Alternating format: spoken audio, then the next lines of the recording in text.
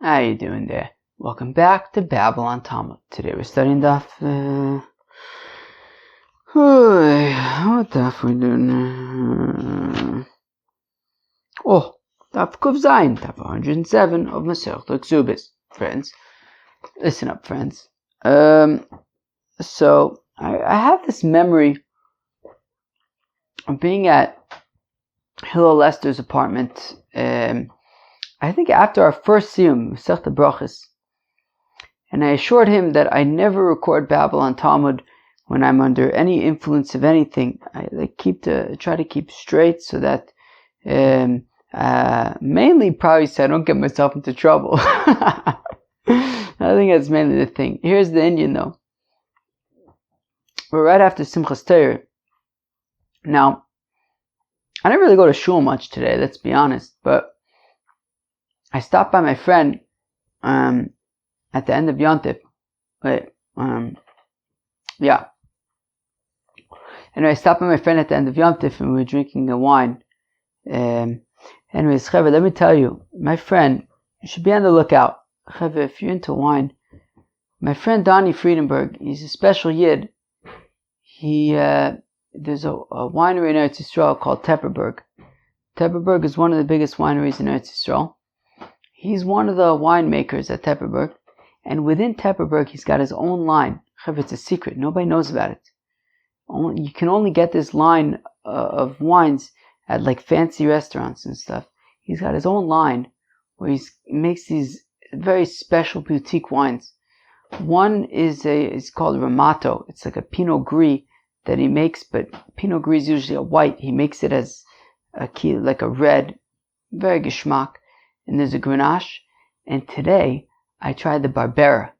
The Barbera it's new this year, dude. I don't know what to tell you, man. I don't know what to tell you. That Barbera is something else. So if somehow you find yourself in a place, I don't know how you find yourself in such a place, but if you have the opportunity to try the Barbera, that it's not like a regular Tepperberg wine. It's this like boutique series within Tepperberg. They have this Barbera 2021. I don't even know if people know about it yet. Maybe only like me and like the people on Babylon Talmud know about this. Dude, this Barbera is next level. Anyways, so we're drinking that. We're drinking some other geschmack and yonim, some Bordeaux blends from France. So that explains why I am where I am right now. And it's Motzoi Simchas Torah. We're going to learn Daf Kuf Zayin of Masechet Ksubis. So we're going to start Daf Kuf Vav Amud Beis on the last line of the page. Here we go. Well, 2 lines arguably. Mishalach Medina Sayom. So you have a guy. He goes traveling someplace. Now his wife wants to get mezainis. His wife wants to eat. Be'etzim. Oh wow. I've been schmoozing for a while. Itmar, Rav Omer says, Rav Poskim Mizonis Leishis Ish. So Rav says that in such a situation, so we give her Mizonis. Alright, fine.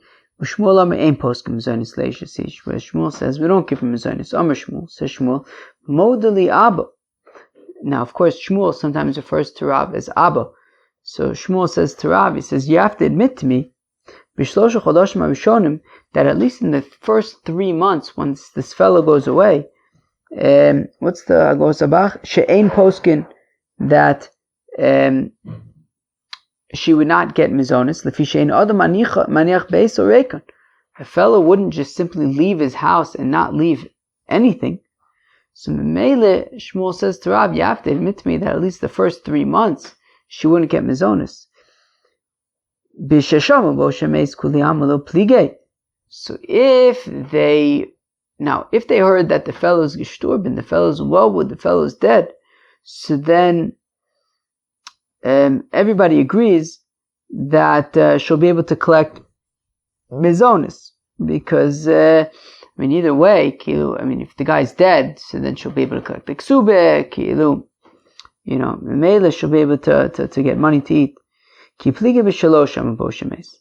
Thing is, in a situation where they didn't hear that he died, so the guy went away, his wife is now saying, like, look, I'm hungry, like, I need food, So then Rav Amar Poskin, So Rav says that we give her food. And the Meshubad, lo, because he's got to do it, right? That's like one of the things that the husband needs to do. He's got to give his wife food. Ushmuel Amar Ein Poskin. Shmuel says that we don't give her food. My time, how come? Rav Zvid Amar says, Zvid Eimot Tzari Atbaso. Well, says Rav Zvid, we have to be concerned that maybe he gave her stuff already. How do we know that he didn't give her stuff already? Rav Papa Amar says, Rav Papa Chashin and Shema Amar Lo. That maybe he said to her, but of course, as we learned in the past, that maybe by default, the husband pays for his wife's food, but in turn, he gets the things that she makes. But they can also, right, we saw the opinion of Rav Huna Amar Rav, that they can make a deal where she keeps whatever she does, and he doesn't pay for her food. So how do we know that that wasn't the deal that they had? My benai, what's the nafkamina between if we're concerned that maybe he gave her stuff already, or maybe they're concerned that they worked out a deal where he doesn't have to pay for her food? Well, what if you have an adult woman who theoretically could have given her stuff, but she doesn't make enough money? So if she doesn't make enough money, so then if she doesn't make enough money, so then you would have to pay for her mizonis, but maybe he gave her stuff already. Inami, alternatively, katana v'sapka. What if she's a katana? So he's not going to give her stuff because she's only a minor, but v'sapka, maybe she makes enough on her own so that he wouldn't be giving her mizonos. So if she's making enough stuff on her own, so maybe he wouldn't have to give her mizonos because she's making up enough stuff on her own. But at the same time, she's a katana. So if you go based on the fact of maybe she's making enough stuff on her own, well, she's making enough stuff on her own. If it's based on the fact that maybe he gave her stuff, he's not going to give stuff already to a katana. I hope that makes somewhat sense.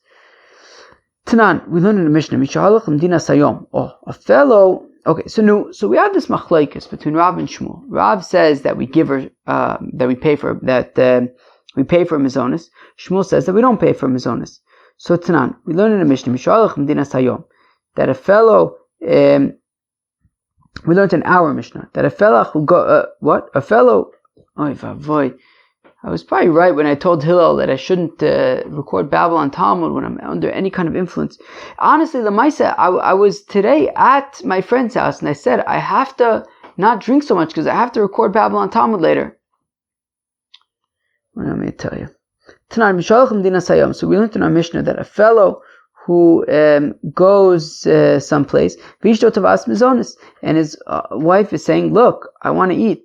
Chanan Omar tishava basov v'lo tishava batchila. Chanan says, well, look, she only swears when it comes to Ksubis, but not by mizonis.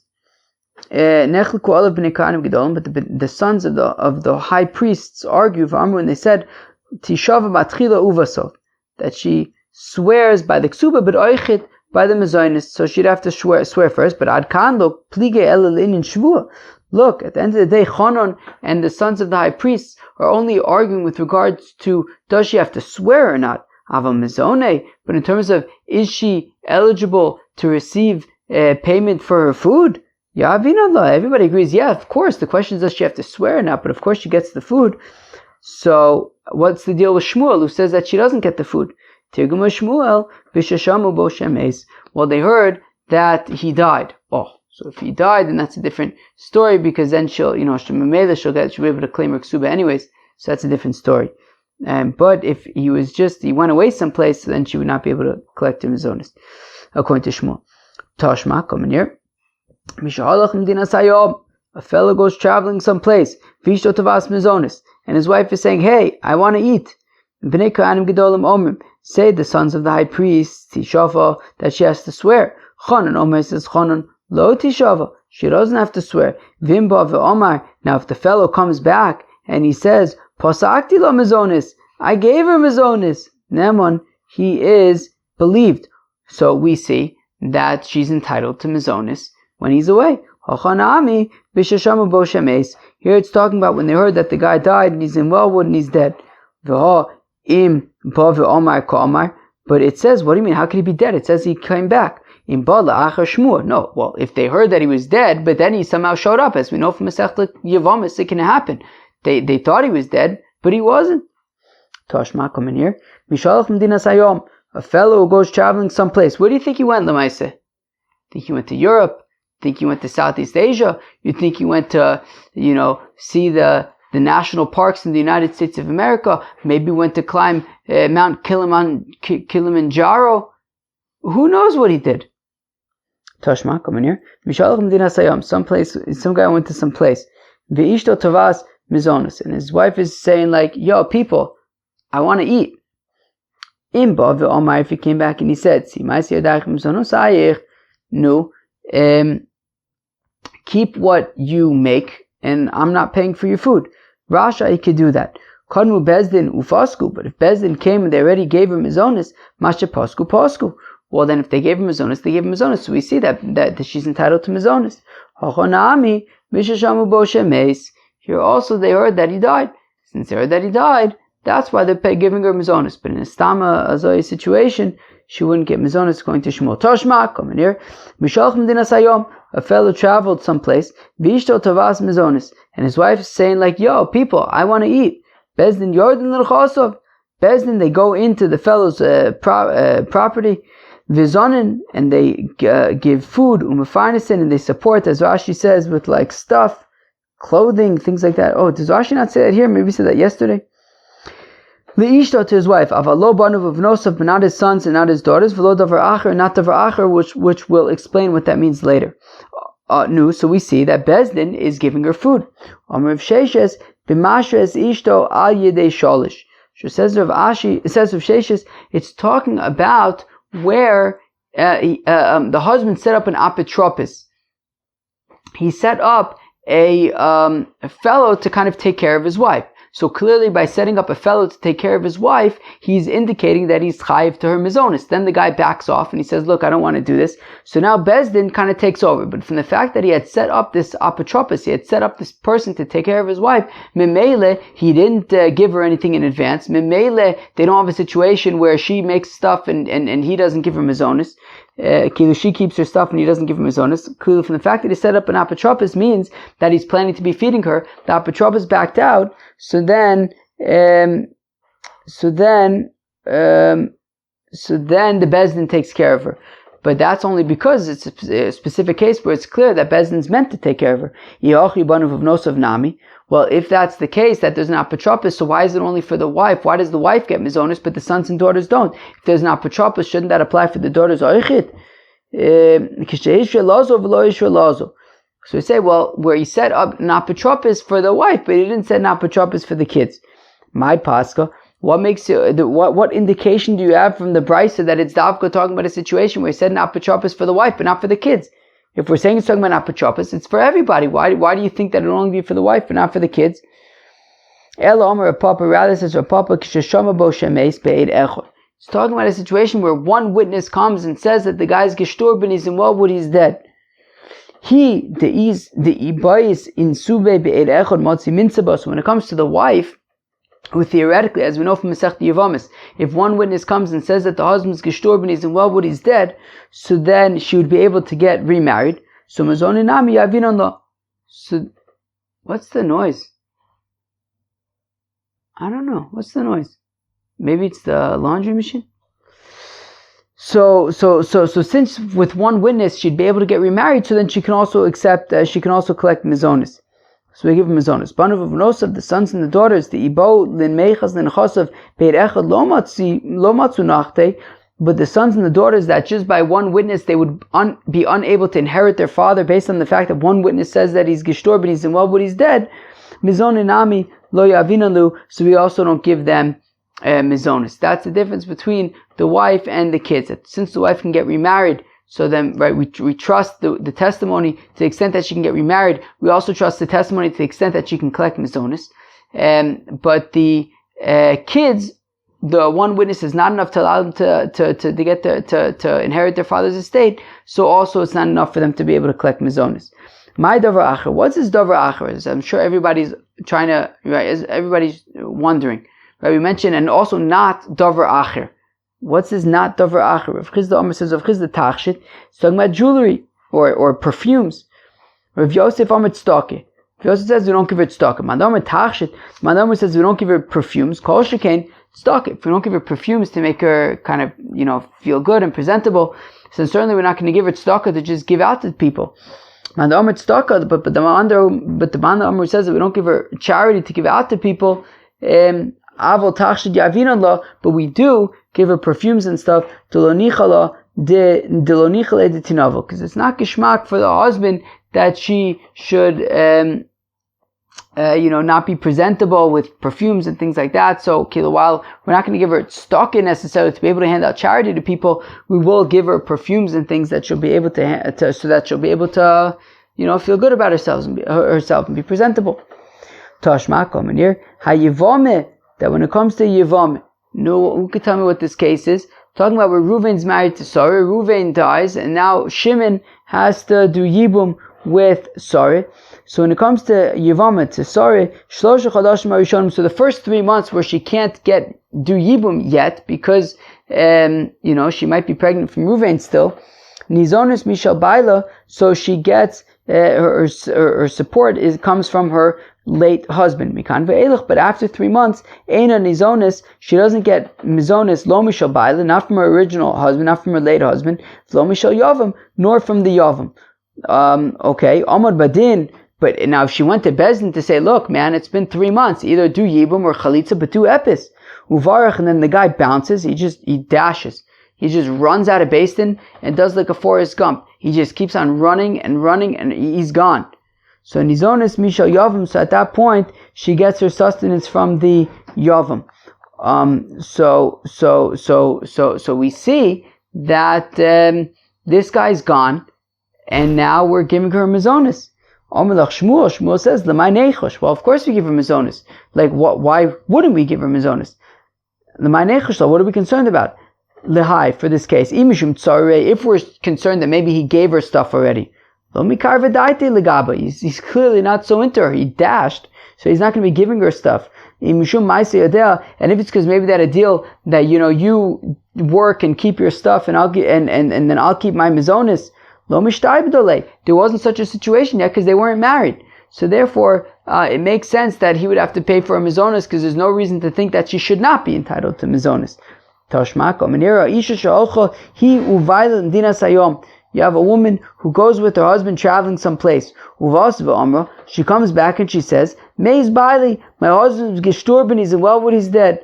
Nizones, Ksubis. So if she says that he's dead, so as we know from Masechta Yevamis, we believe her, right? If she comes and says that her husband's dead, so we believe her.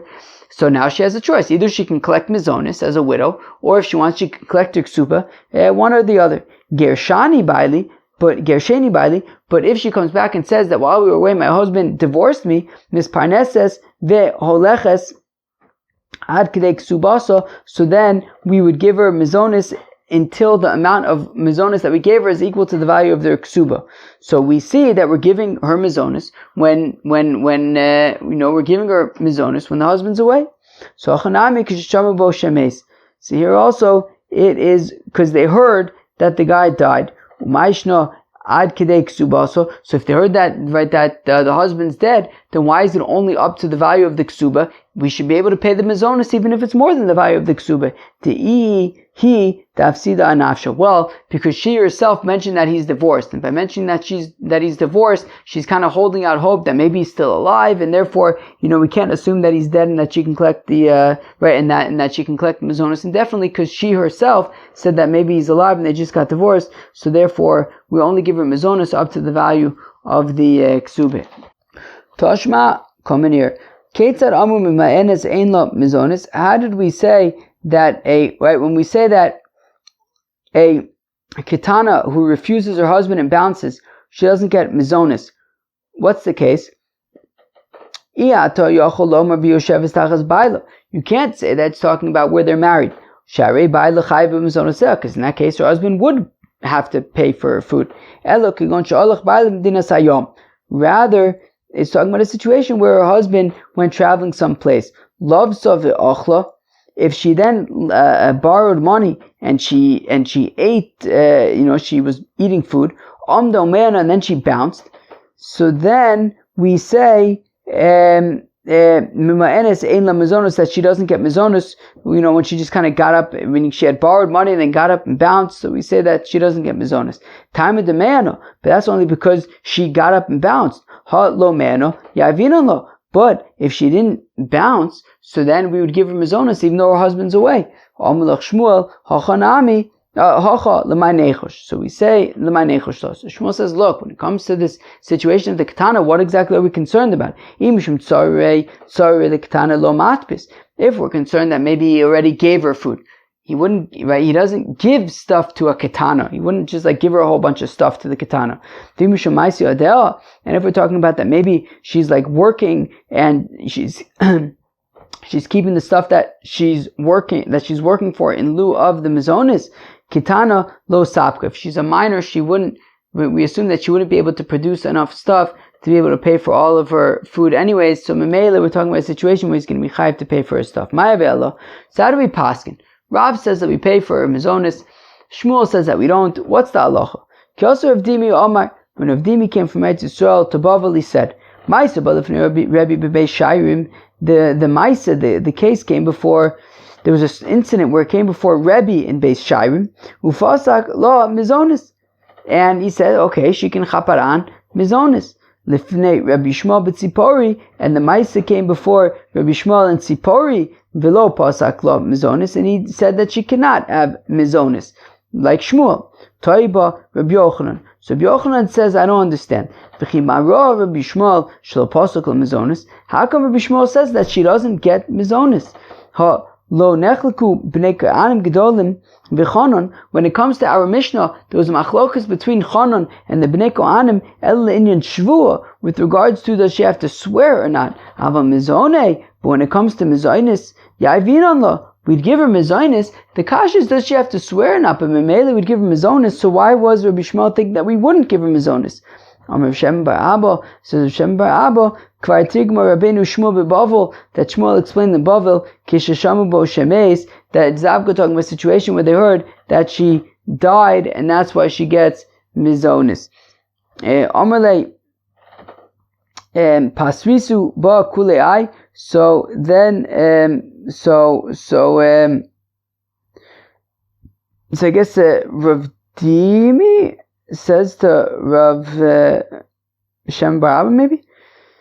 You're reading too much into the Mishnah. That doesn't necessarily make sense. It's too crazy to say that it's talking about Dafka where he's dead, where they heard that he died. Kyosu Ravin, when Ravin came from Eretz Yisrael to Bavel, Omar, he says, that there was an incident came before Rebbe in Beis Shairim v'lo pasak lo mizonis, and he says that she cannot have mizonis. The Rabbi Shmuel b'tzipori pasak lo mizonis came before Rabbi Shmuel b'tzipori, and he says that she does get mizonis. Omar Rabbi Yochanan. So Rabbi Yochanan says, Mara Rebbe shelo pasak lo. Why does Rebbe say that she does not get mizonis? After all, Chanan and the Bnei Kohanim Gedolim only argue with regard to does she have to swear or not. Have a mizonis? Ya'avina lo. But Memele would give her the mizonis. Amar lei Rav Shem Bar Abba. Rav Shem Bar Abba says to Rabbi Yochanan, Kvar Tigma Shmuel beBavel. Shmuel explained already in Bavel. Kshasham Bo Shemeis is talking about where they heard that he's already dead. Amar lei Pasvisu Ba Kuleai. So then Rabbi Yochanan says to Rav Shem Bar Abba, what you're really reading that into the Mishnah?